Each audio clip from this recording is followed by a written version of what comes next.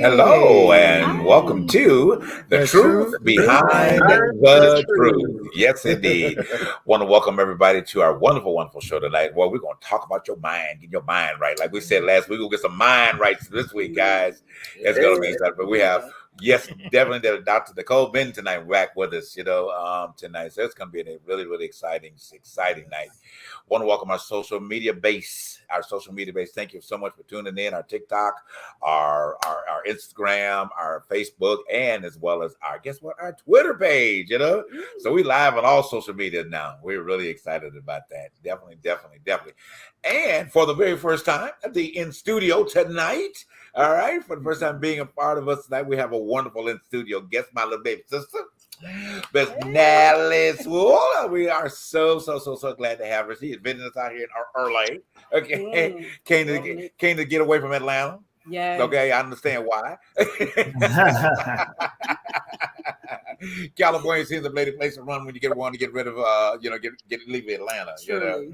So she's gonna be chiming in with us tonight, and we are so excited. I mean, I've been trying to get my little sister, involved in our things, but hey, we're gonna talk about that later. Please. Okay. Later. But before we get started, go ahead and share us a little about you, and a little bit of your life and what you bring to the table. Well, I bring to the table Natalie. Okay. I'm a multifaceted artist. Yes. I'm a visual artist. I sing, I write.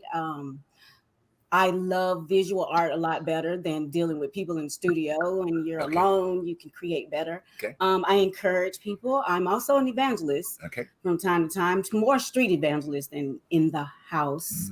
Mm-hmm. Love this guy here. Thank you. Love this guy. Love this guy here. These are my guys. My brother by love and my brother by love. Yes. And let me tell y'all something. Me and Natalie, we've been having some great conversations. And you know what? This lady has lived. And let me give y'all another insight. Y'all know she was one of the founders of Arrested Development. Yep. Yes. Oh, wow. Oh, yes. Yes. Oh, yes. Yes. So I got talent on my family. Yes. If y'all want the inside scoop, we're gonna have to ask her to come back for another show. Right. Yeah. I'll be back. I'll be back. I got all kind of talent. I got talent with my cute little brother down there in his red shirt, telling everybody they keep out of his business. Although my handsome brother up there letting everybody know everything is good. So hey, we got a great family going on here. But anyway, Harold, how you doing, brother? Well, like you said, everything is good. Everything is good. Excellent. How's North Carolina? North Carolina doing good? It's really good. Yeah, it was storming today, but but it's subsided. So that's good. I've been in the house. That is good. I know y'all getting a lot of migration in North Carolina too. I understand some people from Atlanta moved there, so I'm like, whoa, what y'all got going on in North Carolina? Yeah. In the Carolina Islands. It's the Great Escape. It's the Great Escape. Oh, okay, that's what it is. I get it. I get it. Well, you keep that one. I'll escape otherwhere. P, how you doing? I'm doing all right. Trying not to run this man over who's just decided he's gonna walk across the street. I tell you, I keep telling them they act like they don't realize there are more where they came from. But all right, I didn't hit him, y'all. Sorry. You know what? The usual and typical LA. And then on top of that, I feel for those who are doing the dope lean. Oh well. Anyway. Well, I hate to say that, but the dope lean. Doing the who? That's another story that we need to talk about from another show. The dope lean. The dope lean. That's another topic we should talk about on another show. Okay. But let's get into this real. Let's get in, y'all. Will Smith. Yeah. I want to get into this too because yesterday I want to get y'all's point on the apology.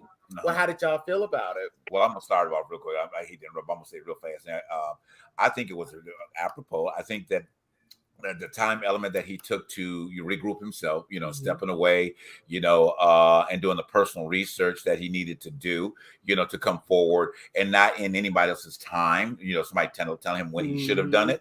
I think that he had to do it when he was more purged, if I may use the term, from it. And he brought it forth in that. And I don't, as we talked about in earlier shows, I don't think this damaged his career. At the end of the day, for the sector of the, maybe the Hollywood end of it, whatever, the Oscars are not allowing him to be around for a couple, 10 years, but he still get nominated. He can still win. Somebody just had to bring the trophy out to the car. Bring it out to the limo. Bring the trophy out to the limo. And he can keep riding back on up to where he live in Calabasas. So he going back up to Calabasas and be happy and have his own champagne. With it all. But I mean, as far as the Chris Rock part of it, Chris Rock, hey, giving Chris his grace. And he said he's not ready to talk about any apologies or whatever at this time. Fine, that's cool. That's cool. But I don't think it's hurting either one of their careers. At the end of the day, it was a mistake. Yes. Some people consider it a huge assault. That's debatable, and in terms of the different lines. But he's bouncing back. He just signed a deal for $35 million for his next movie. So, I think he's doing okay. Go ahead. I want to get do you have anything to say here? Go ahead. So, one of the things that he said that I really appreciated, he said he's trying to learn to be remorseful without feeling ashamed of himself. That's good, Harold. And that was deep for me because a lot of times when we make mistakes and we do something, when we make an error, we oftentimes carry so much shame. Right. And like you said, we are all human. We all make mistakes. Right. And I think the key to healing is through, being remorseful because what you did was wrong, but not being ashamed for who you are. Remorseful for what I did, but I'm not ashamed of who I am. So I really appreciated that line, that he shared. Well, and I'm right. But even to that, I think what happens is that on the social media base, people try to make you feel ashamed because of what they always say what you should have done. Yeah. But people don't realize what they would have done. When in the middle of the situation, because you think about it. It's always what should have happened, but you think about it, you're a loved one, and I don't want to get into too much of that because it'll take up too much time, but you think about a loved one, whatever the situation is, and you don't know the backstory, as we talked about on the show. You don't know the backstory that him and Jada had prior to getting to the show. True. At the end of the day, and be respectful of the backstory. And think about that before people just say, "Oh, he just reacted." No, there was a reason why he reacted to that. But anyway, go ahead. I'm gonna let you go ahead now. Then Parnell. Public opinion means so much, and it really shouldn't. Yeah. I saw that as an assault. However, that's a man protecting his wife. That wasn't anything to joke about. That was a condition that she couldn't help. She didn't bring that on herself. She didn't slip and fall and knock her tooth out. Even that would have been funny, but to make a joke about her condition, alopecia, is something that's uncontrollable, and it makes you feel unbeautiful. It makes you feel you can't accept yourself. She finally accepted herself and announced it on her show, and he used that I think in a sense I would have done the same thing. Good from a woman's It was an attack. Right. It was an attack on his wife. If he attacked my wife, we'd have a problem. So I was going to ask you to say, as a woman, just kind of answer that real quick. How did that make you feel? You know, in the aspect that he made that gesture to Jada. I mean, now if you were dealing with that particular issue, what would you expect your husband to have done? Exactly what Will did. Okay. Exactly. Wow.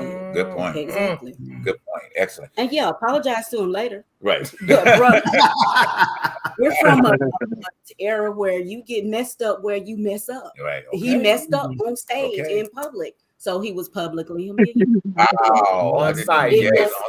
For every action, there's a reaction. He got that on site. I'm from ATL.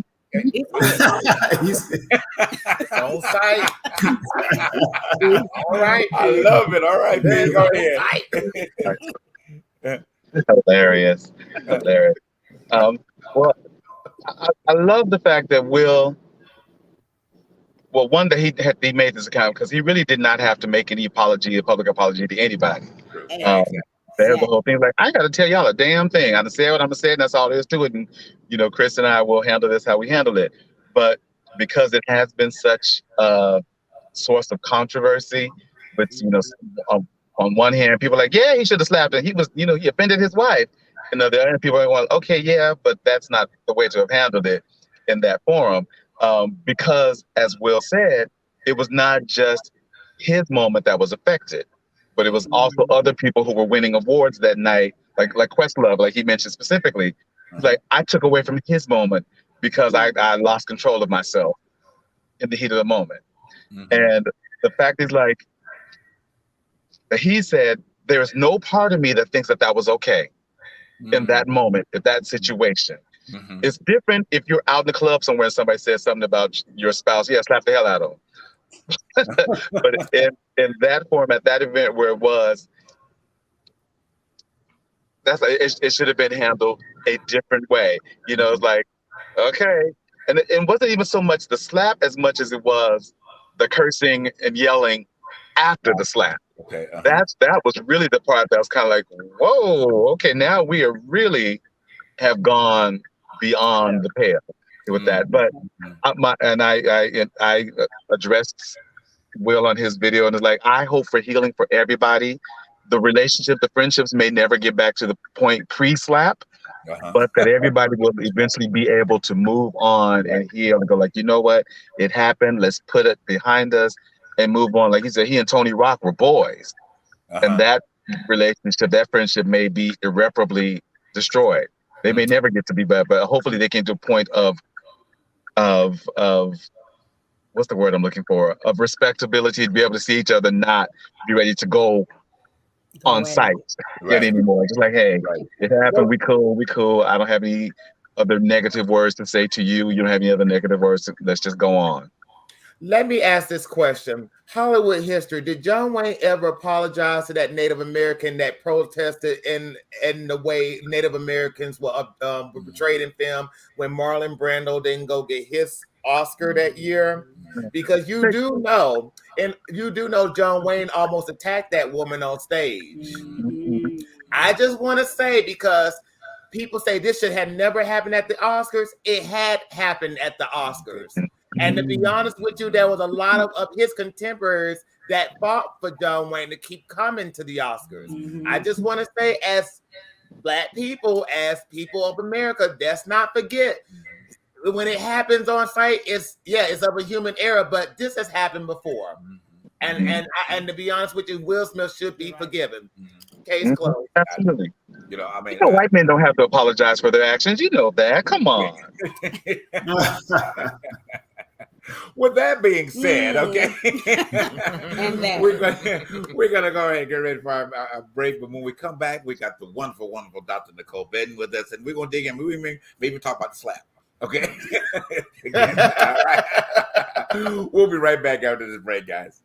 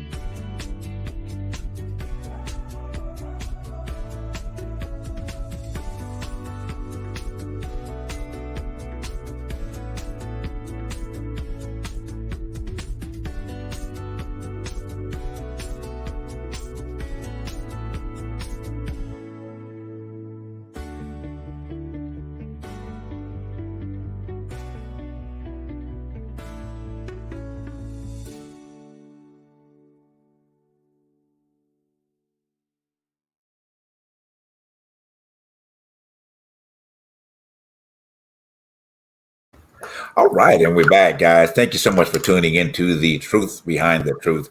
It's been an exciting show thus far. All right, let's go ahead and bring our wonderful, wonderful guest back to the show. Welcome her back so we can talk about some more slapping. All right. Our religion. Or anything that brings about the trauma.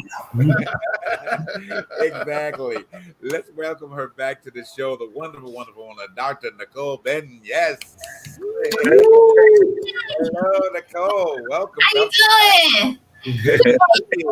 Just don't slap me. I'm a recovering hood girl. Just letting you know, I'm a recovering hood girl myself. I try real hard, you know.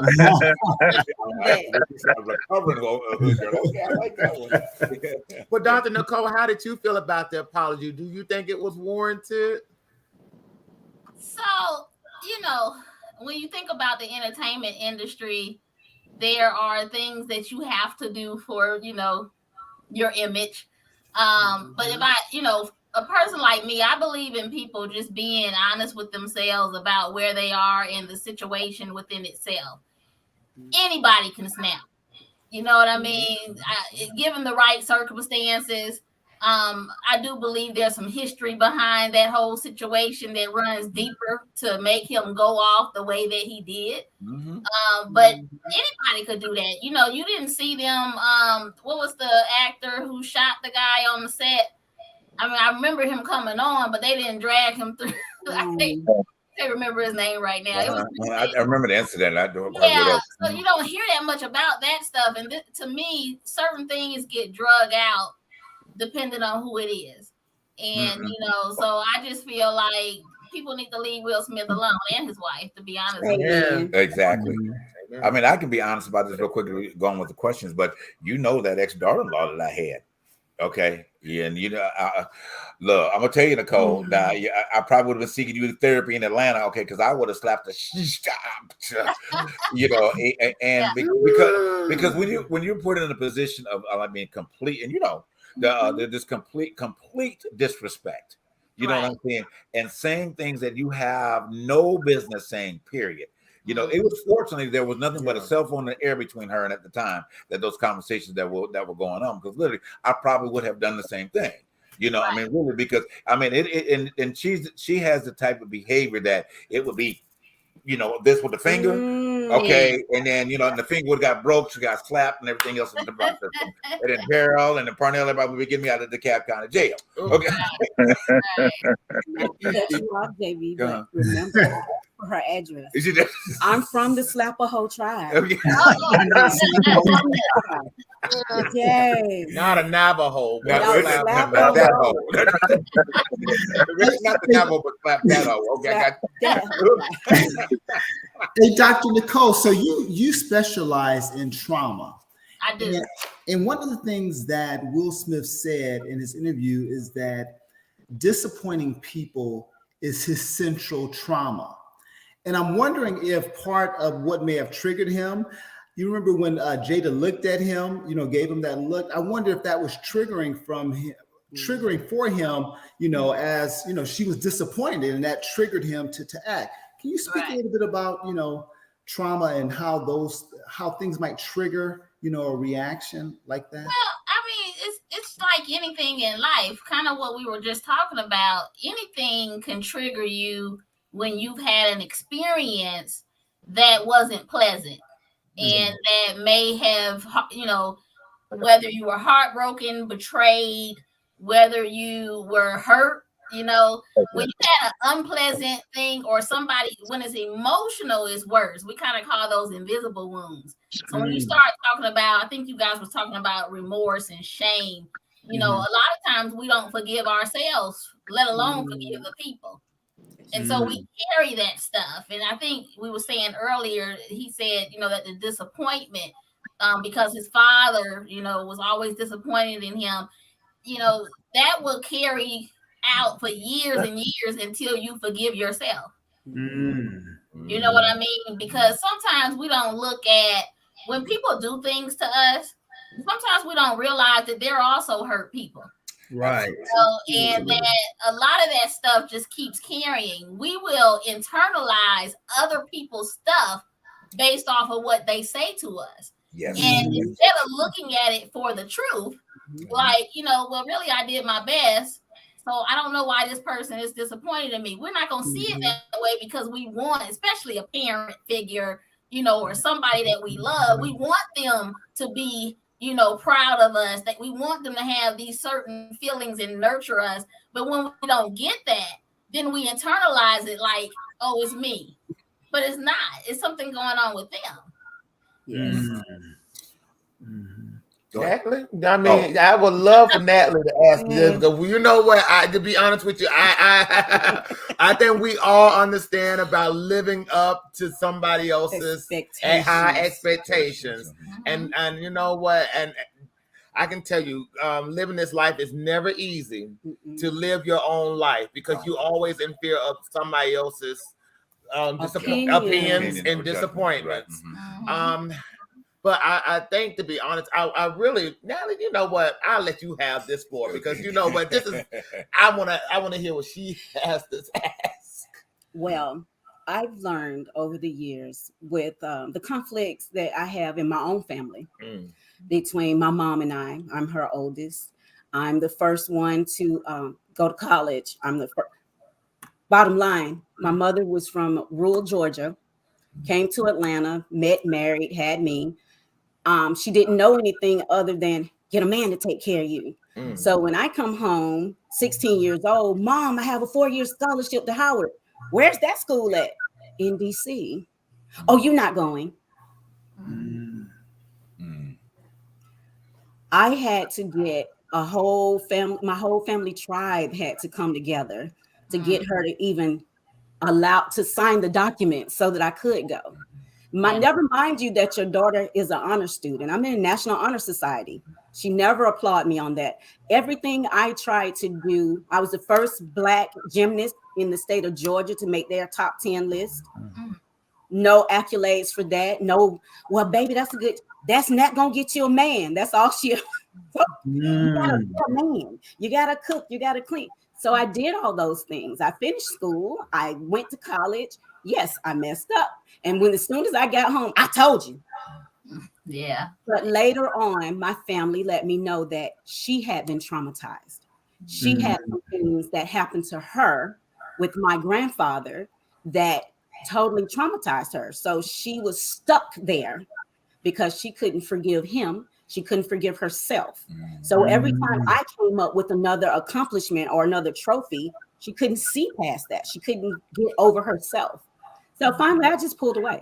I pulled away and shut her out so that I could accomplish the things that I wanted to accomplish, so that I could show my children there is a different thing that you can do. I showed my daughters that a woman can be independent and raise her children and have a career, and a woman can run it. Girls can run the world. And I showed my sons how to treat a woman, and how to.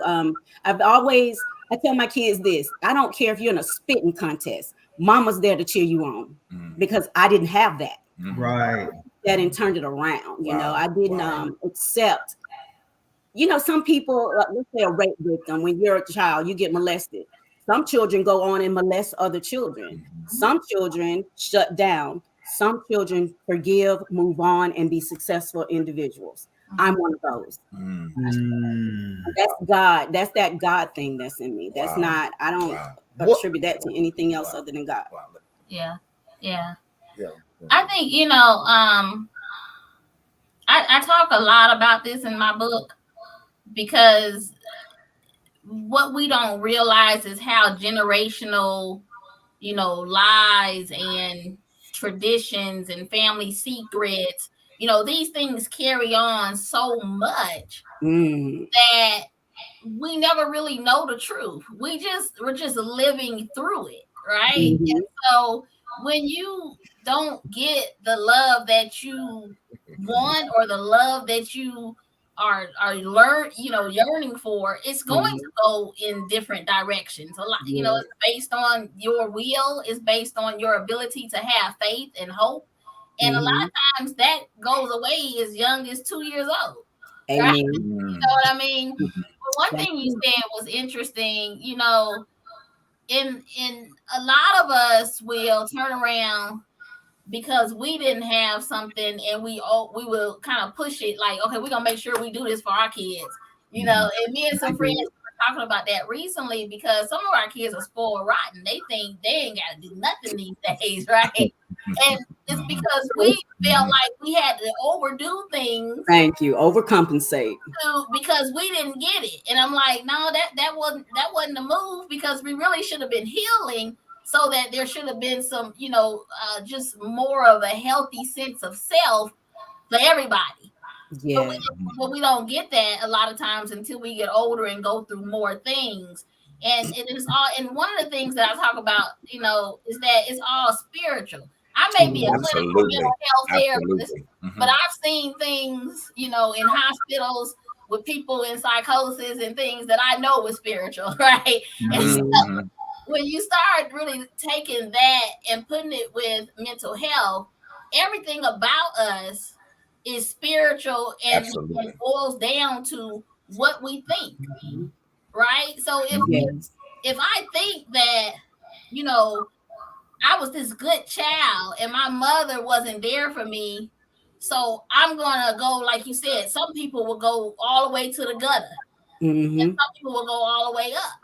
Yeah, but it is a God sense. There's something spiritual in them that brings that out. Sometimes people will, he'll send people to teach you things, or very support, or something you heard would take you, right? I'm about to cry. Stop it. But I talk about it in my purpose journey because I'm a healing woman from molestation and being raped twice, and a lot of different things growing up, to where I had to learn how to love myself. And most of us struggle with, because we went through things, that we don't love ourselves. We don't see ourselves the way that God sees us.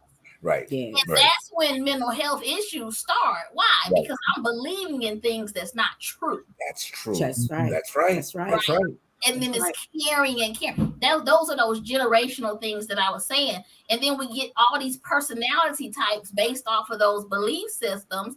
And then we're looking at people like the one you want to slap. Like, why are they saying these things, right? But you gotta think something wrong with them. Oh, absolutely. Right? Absolutely. I don't have to address people and their ignorance. No, that's a growth thing. Now, I told you, I'm a recovering hood girl now. I had to learn that. But I've been blessed not to get into power struggles with people who just don't know no better. Right. Are not going to, people are going to lash out at you. They're going to talk about you. They're going to lie on you because of things that they either don't understand, or it triggers something in you, triggers something in them. So now they're lashing out. That's that fight or flight, right? And those are the things they do. Or they're just intimidated. They feel like you're better than them, but they don't want to, let you know that they're the ones that's insecure. So I'm just going to lash out at you. And those are the things that people do. And you just have to be okay with you, no matter what people say and do, in these types of things. And it's good that you grew up and you said, you know what, I'm going to be bigger than what I went through. Yeah. That's really, because I had the testimony, the other Sunday about, I had an administrator in high school that told me I wasn't going to be nothing but a welfare chick with a bunch of babies. And I said, right? Wow. And just because of her perception of me. Like I said, I wasn't, wealthy people or even had a lot of money. And then because of being, the sexual trauma, and then I used to always say this is something, I put this in my book. I'm gonna give y'all a tidbit. So California, I was always called darky or porch monkeys or, being so dark. And so I carried that for so long that, it became an insecurity. So every time somebody did something against me, the automatic thought is, oh, it's because I'm dark. And that's right? And those are the things that we do without even really knowing the truth. And it just keeps going and going and going until we check ourselves. Wow. You know, let me submit this to you real quick. And thank you so much for elaborating on what we're about, the truth behind the truth, you know, and pressing in, finding your authenticity. You know, I mean, it's really, really, really powerful about it. But let me just kind of submit this to you about how people are dealing with the trauma of control. Okay. And how that is such a traumatic hold on people because either what they've experienced, you know, throughout life. But what happens is that they begin to control everything around, try to control everything around them, their children, you know, and their loved ones and different ones. And what it is, it puts their family and extended family in such a defensive note that they really don't know how to embrace them. Speak to a person that needs to overcome control issues, you know, and let them understand that is a mental healing that needs to be done as well.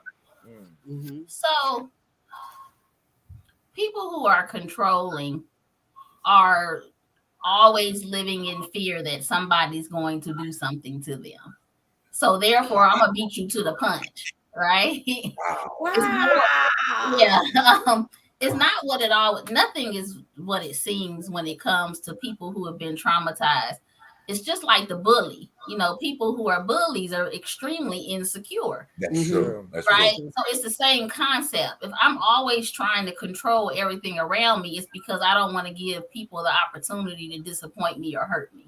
And you have to address that as, you know, I'm here for you. You don't have to do that with me. A lot of relationships break up because of that.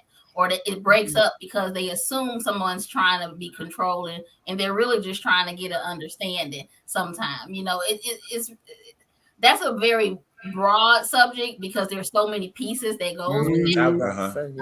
Right. But in all actuality, control is all about protection. You're seeking protection and safety, but you can only do it within yourself. So then it comes off that way. Comes off as if I'm trying to control everything. No, I just don't trust you. Matter of fact, I don't even trust myself. So therefore, let me stop. But that's just no, but go there. Really, I mean, I think you're hitting on a very strong point there because it is. You really don't trust yourself, you know, or there have been layers in your life, you know, that you don't. It has not allowed that. I mean, whether it's trusting yourself or not, you know, the quote unquote failure syndrome, where, and if you could speak to that too, failure is okay. You see what I'm saying? At the end of the day, it's okay. You know, it's okay to make a mistake because, you know, I have the saying, you know, I was saying that a mistake is only an opportunity to do it different the next time. You see what I'm saying? It's not a means to an end. You know, your life is not over. You know, at the end of the day, it's an opportunity to reframe your thought pattern. And hey, if you don't fall down, you won't know how to get up. That part.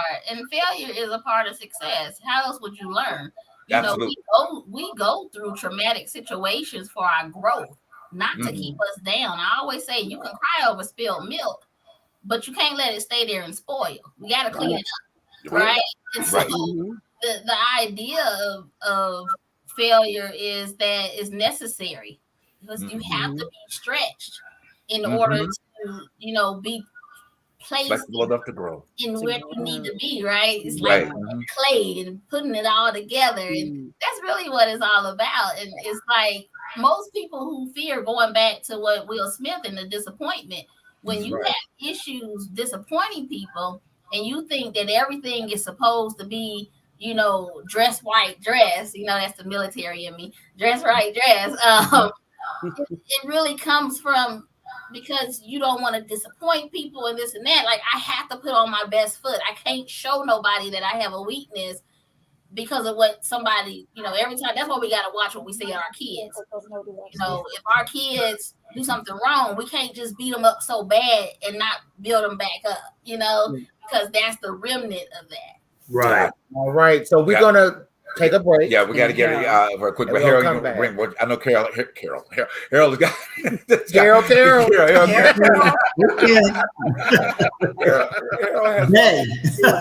we're going to address those soon. We come back from break. All right, we'll be right back. He'll be back. He's on the road. That's not our business. Traveling. Where the hell is Parnell? He's doing a show, so that's a whole nother show. We'll be right back after this break.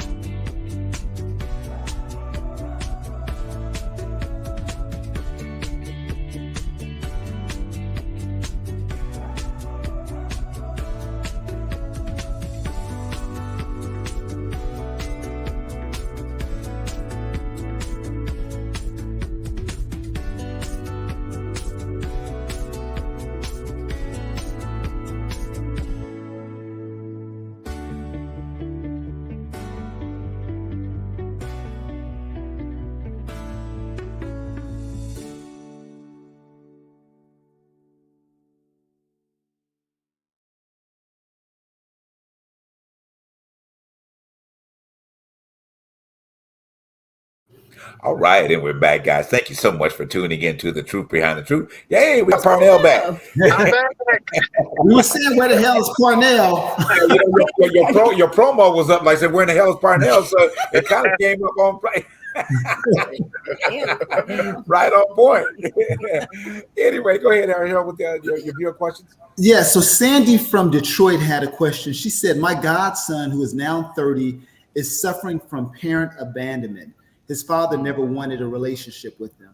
Recently, he posted a post on Facebook, a very emotional post, asking his father, why didn't you want me? And she wants to know, how can I help him heal, or what does he need to do to heal? Because his father doesn't want to be a part of his life. Well, that's it's tough. You know, abandonment issues, I guess don't. So I adopted this young man out of foster care when he was a teenager, and one of the things that he had was abandonment issues. Now, we used to try to keep him and his mom, you know, and his grandmother would come around, but his father was a different story. And he just would not come around. And as much as I tried to talk to him, you know, that void still never goes away. One thing I've learned about abandonment is that it's really up to that person to accept it. And it's not that much that we can do about it, to be honest with you. A lot of it is creating moments of truth. And what I mean by that is when they're feeling a certain way or they say things that relates to the abandonment, then give them, a compliment about where they are and that situation has nothing to do with them. Sometimes the other person, whoever is the person abandoning, has issues, just like in the case of the young man that I adopted. His mom had issues, his daddy had issues, and it has nothing to do with the child. And getting them to see that is really up to, especially at this age. When they get to be teenagers, they're already growing into that adult mind and trying to find themselves. And the only thing you can do is support them and try to give him as much love and truth that you can. Don't try to hide stuff. I see so many times where people don't want to tell the truth about what's going on with the missing parent. And it's just best to tell the truth, especially if they have questions. Yeah. Tell them at their age level, of course, and try to, give them some kind of coach or mentor or counselor. He's not going to take it from you, mom. It's just not going to happen that way. You could be loving, all the love and all the support. Tell the truth. Tell the truth. Tell the truth. Don't be ashamed to answer questions that may be, even a little embarrassing for you. Because a lot of times they're just looking for answers. Yes. It's like this. You know what I mean? And so, but I hope that kind of helps. But the reality of it is he has to accept that he's okay without his dad. Wow. Parnell? Well, it's just interesting because there's been a friend of mine had posted on his Facebook post about attempting to take his life this time last year because of where he was mentally. And it's very interesting when we talk about mental health that people always think, oh, you're talking about crazy people walking down the street talking to themselves. Like, no, it's not that. It's those kind of like those abandonment issues or those feelings of inadequacy or whatever that magnify, that make people make choices that are not the best for them. I have to say wrong choices or whatever, but you know what I mean? And I think that I'm glad that we're doing this series and talking about it, because we know as Black folks go out, we're just now recently getting to the point where Black people openly talk about going to therapy. And I needed help. I needed to talk to somebody.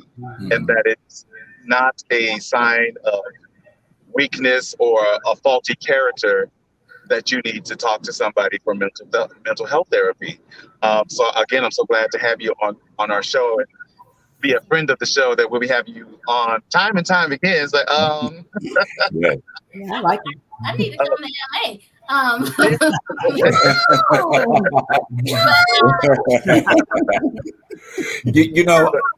just gonna say,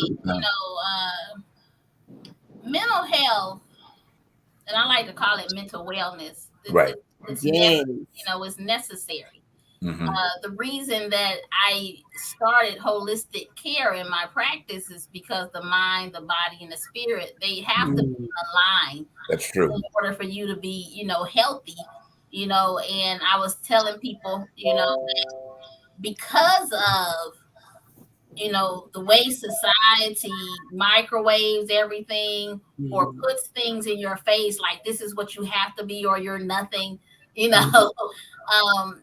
causes more issues. But I want to bring to a lot of your attention about why it's so bad now. Because you got to think about where we are as a people spiritually. Yes. I almost laugh when I hear let's do it for the culture. Because what culture do we have?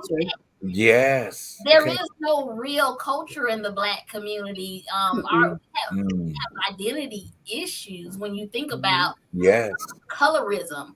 The fact that, if you make it out the hood, now you want to snub your nose at people because they don't have what you have or they didn't get up like you got up, things like that. And people don't realize that's a sin. And the more we feed it, the more it grows. And so what's happening mentally, we're feeding things that is affecting our mental health.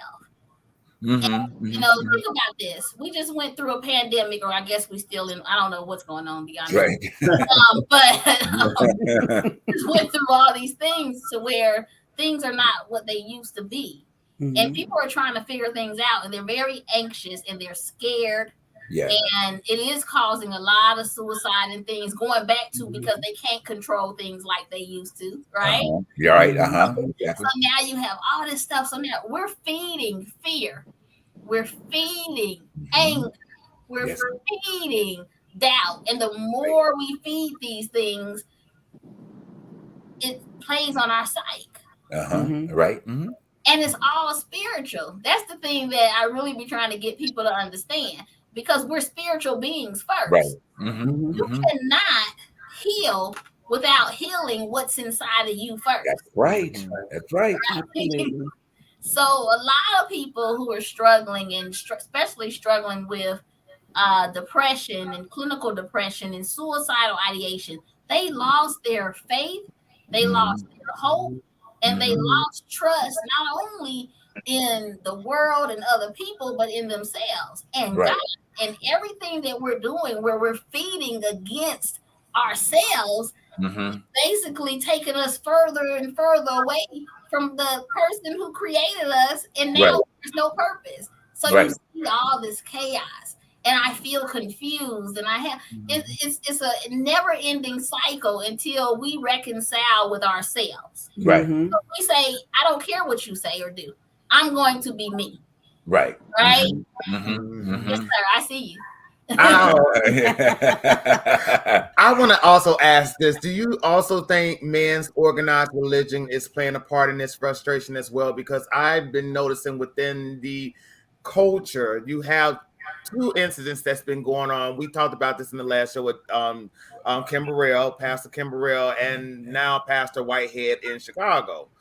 You know, the situation that's going on where, you know, you have somebody in the pulpit just ranting about fraudulent PPE loans and all this stuff, that you look ugly and you got ugliness under your hats, and y'all and I come to your church and y'all don't pay me enough. And this is feeding on somebody's mental illness as well, because you come to the church, to the building, to be filled and to be enlightened and refreshed for the following week.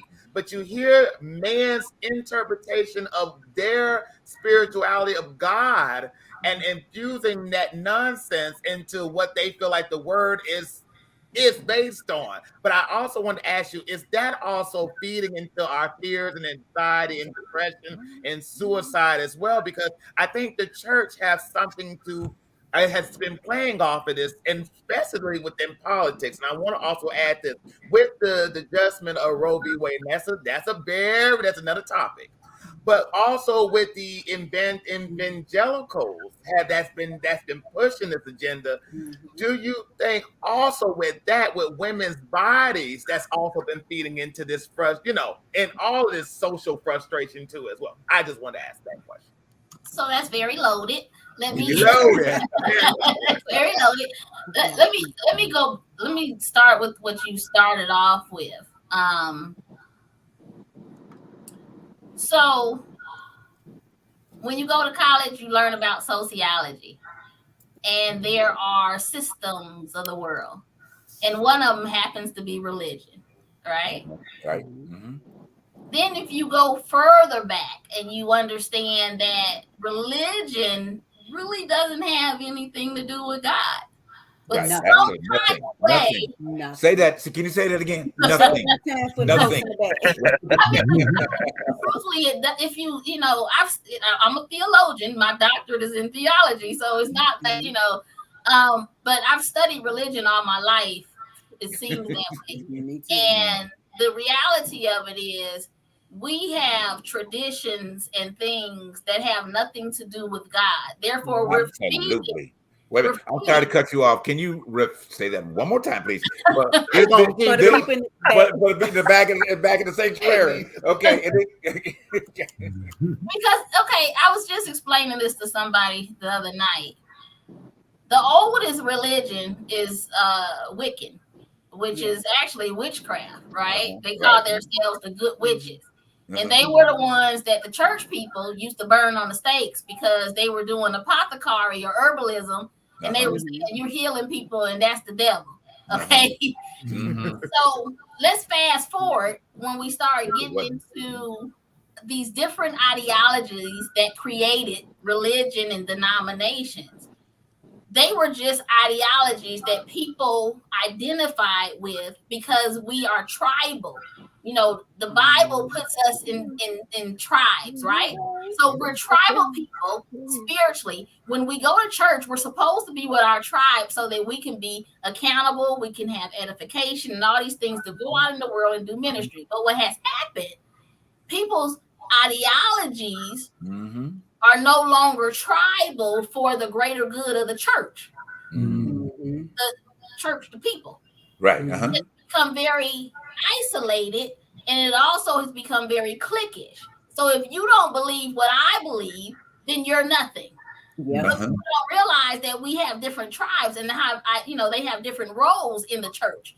And just because we're not doing the same thing you're doing, we all serve the same God. We read the same Bible. Matter of fact, last time I checked, that print looked the same, right? So why are we so divided? I don't know. Right. So a lot of that stuff, it does play on your mental health.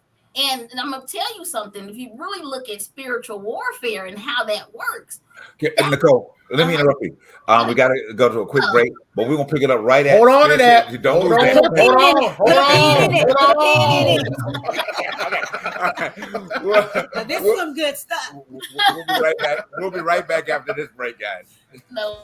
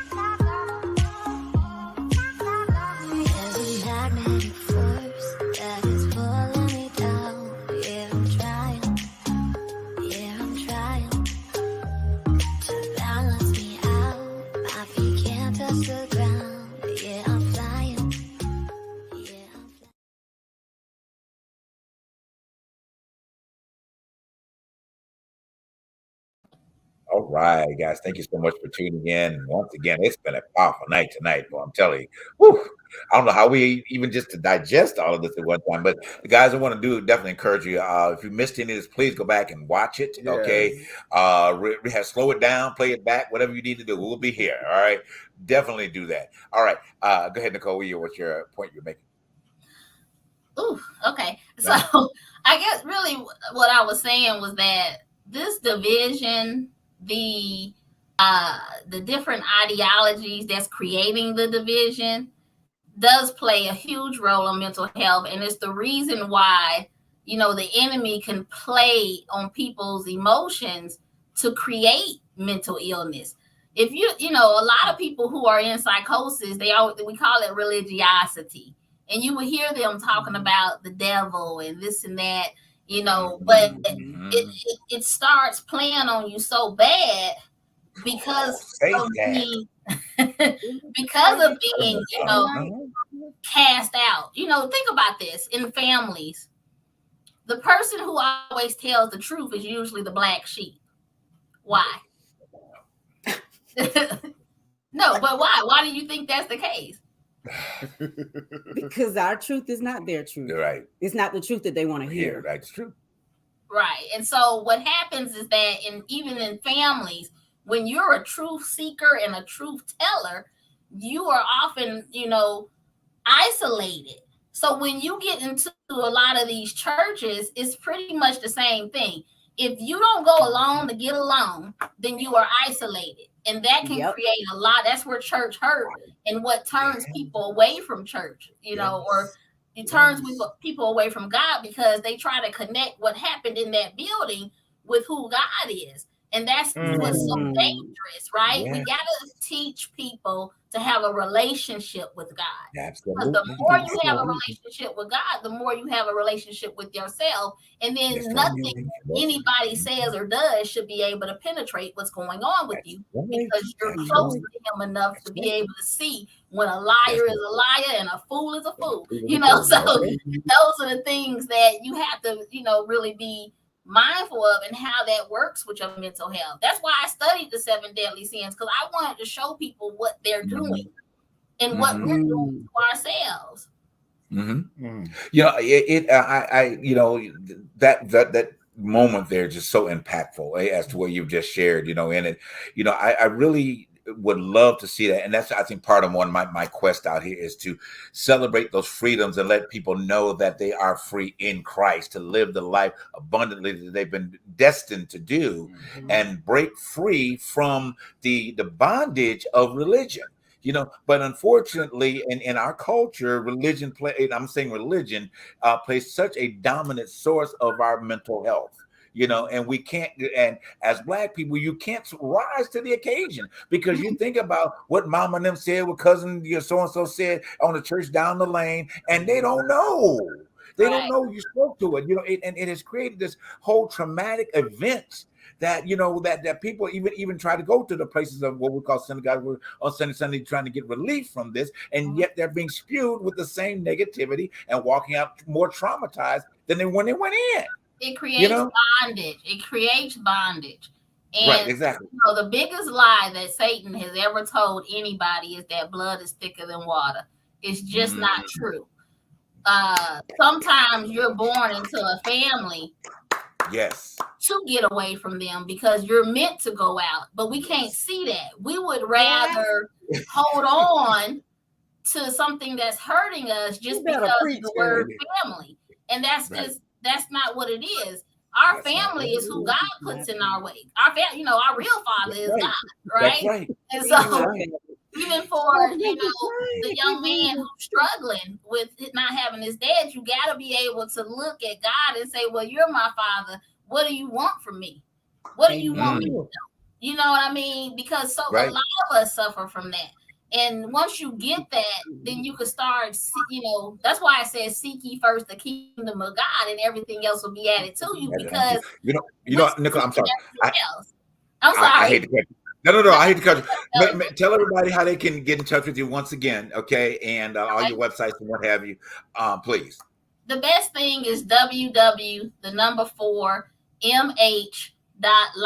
That's the best way. I have everything on there. I'm on social media, Holistic Wellness, or Nicole Benton, Victoriously Speaking on Instagram.